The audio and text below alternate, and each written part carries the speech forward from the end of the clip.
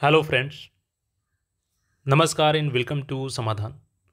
साथियों, उम्मीद है कि आप सब अच्छे होंगे और साथ ही साथ आपकी स्टडी भी अच्छे से चल रही होगी।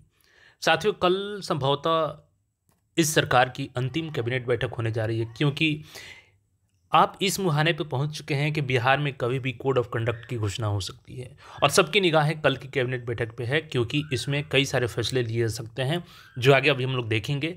लेकिन वही सबके सामने एक सवाल, संविदा वाला जो 25% बोनस अंक है, हालांकि अगर वो सही मायने में देखा जाए तो 25% भी नहीं है, ये बढ़कर के लगभग 33.33% है अगर बीपीएससी एई भर्ती के मार्क्स को देखा जाए तो ये बहुत ही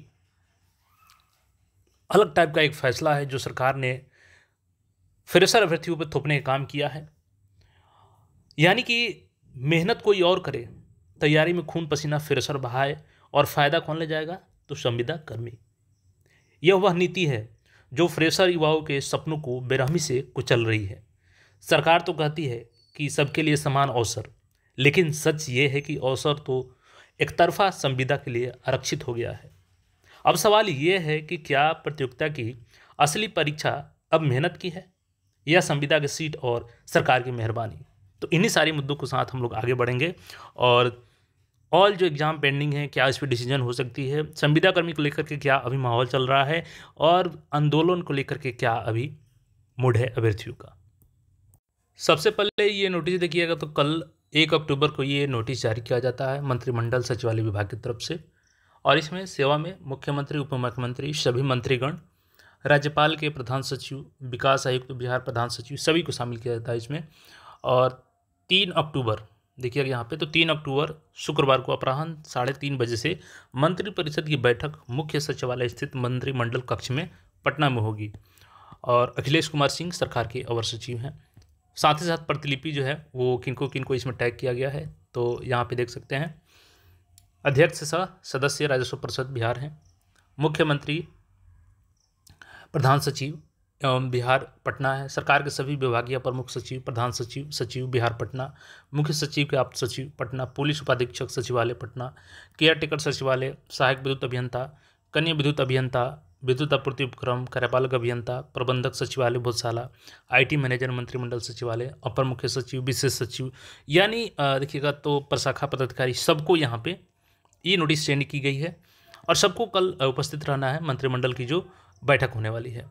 और यहाँ पे देखिएगा तो कनीय अभियंता, मुख्य सचिवालय पटना एवं कनीय अभियंता लोक स्वास्थ्य अभियंत्रण, जन सूचना संपर्क विभाग बिहार सरकार से अनुरोध है कि मंत्रिपरिषद की बैठक के बाद सूचना भवन का सभागार उपलब्ध कराते हुए प्रेस कॉन्फ्रेंस की समुचित व्यवस्था कराने की कृपा किया जाए। तो इसके बाद चूँकि प्रेस कॉन्फ्रेंस होती है, तो ये सारे यहाँ पर बैठाए गए हैं और ये कल शामिल होंगे सभी। अब देखिए, सबकी निगाहें, जो खासकर कि यूथ की निगाहें हैं कि सरकार उनके लिए कल क्या कर सकती है, क्योंकि एक तरफ तो इन्होंने संविदा का जो नियम है थोप दिया है।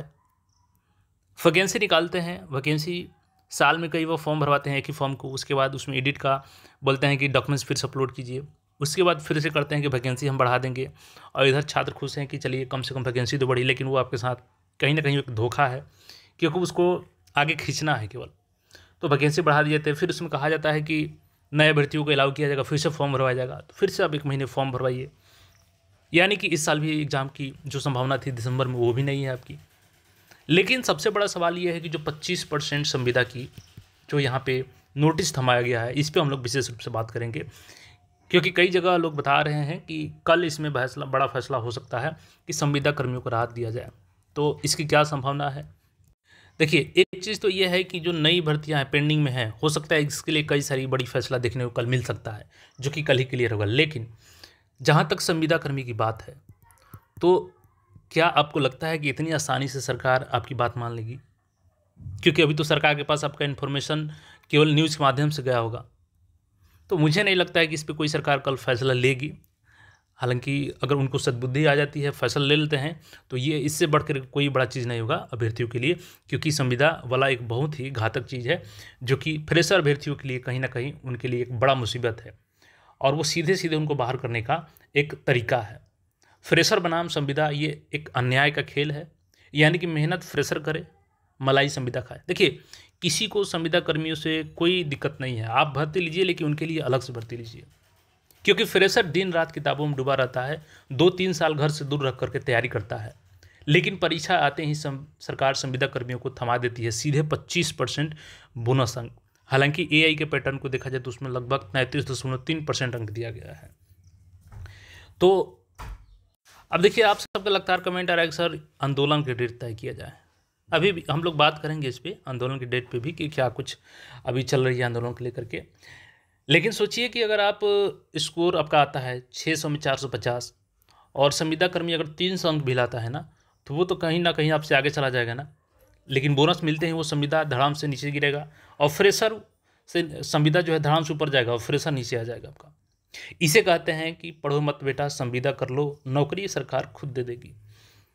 ये नियम नहीं, फ्रेशरों के सपनों का वध है। और ये भर्ती नहीं, संविदा कर्मियों के लिए आरक्षित बोनस परीक्षा है। और इस हिसाब से सरकार को अपना एक नया नारा बना लेना चाहिए, मेहनत छोड़ो संविदा जोड़ो। तो ये सरकार नया अपना नारा दे दे, क्योंकि जब इनको यही करना है तो इससे बढ़िया नारा कुछ नहीं होगा कि मेहनत छोड़ो और संविदा जोड़ो। तो देखिए कल कुछ क्या होता है, नई भर्तियों को लेकर के तो घोषणा हो सकती है, लेकिन संविदा वाला मुझे नहीं लगता है कि इसमें कोई ये लोग फैसला करेंगे। खैर, देखने में क्या जाता है, कल वेट कर लेते हैं हम लोग। और आंदोलन की जहाँ तक बात है तो देखिए, अभी चूँकि अचानक से आंदोलन का डेट अनाउंस कर देना, जब तक सारे लोगों की सहमति नहीं होगी तो फिर ऐसे में आंदोलन सफल नहीं होगा। और 4 को बहुत लोग बोल रहे हैं कि सर 4 को अनाउंस किया जाए, तो 4 को वैसे भी टीआरई वाले अभ्यर्थी हैं, उनका आंदोलन पहले से तय है और बाकी इस पर लोग सहमत नहीं है। तो देखिए, अकेले आप आंदोलन को सफल नहीं बना सकते हैं। सारे लोगों को, सारे टीचर्स, सारे यूट्यूब पे जितने लोग हैं, सारे स्टूडेंट्स हैं, सबको मिल करके ये डेट तय करना होगा। तो 1-2 दिन का वक्त है, इसमें वेट कर लिया जाए। जैसे ही सभी लोगों की सहमति बनेगी तो आंदोलन का भी डेट अनाउंस होगा। और बाकी देखना है सरकार इस पर क्या कुछ अपना फैसला, अभी कल का समय है तो कल तक वेट कर लीजिए। जो कुछ भी होगा उसके अनुसार ही आगे बढ़ा जाएगा। लेकिन ये जो अन्याय है इसको तो हटानी ही पड़ेगी सरकार को। या तो सरकार बिना आंदोलन के हटाए या आंदोलन के हटाए। बाकी इस पर जो भी आपका राय है कमेंट करके बता सकते हैं। और कल का हम लोग वेट करते हैं, कल देखते हैं क्या कुछ फैसला आता है, फिर उसके अनुसार हम लोग आगे की बात करेंगे। चैनल को सब्सक्राइब करके जुड़े रहें। मिलते हैं फिर नए अपडेट में।